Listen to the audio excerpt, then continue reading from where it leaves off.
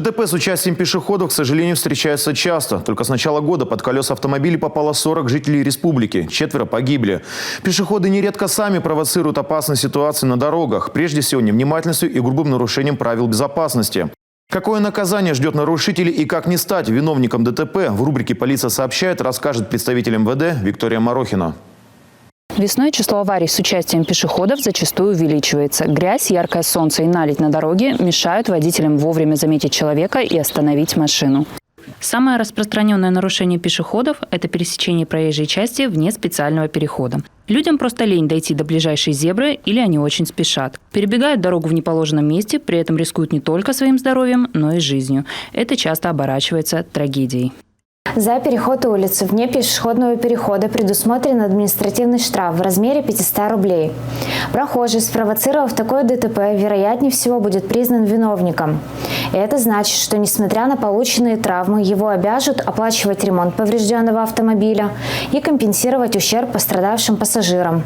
Опасность грозит пешеходам при пересечении дороги по нерегулируемому пешеходному переходу, который многие невнимательные водители при отсутствии светофоров просто не замечают. Поэтому перед началом движения человек должен убедиться в полной безопасности маневра. При переходе дороги не стоит разговаривать по телефону или писать сообщения. Если вы идете в капюшоне, снимите его.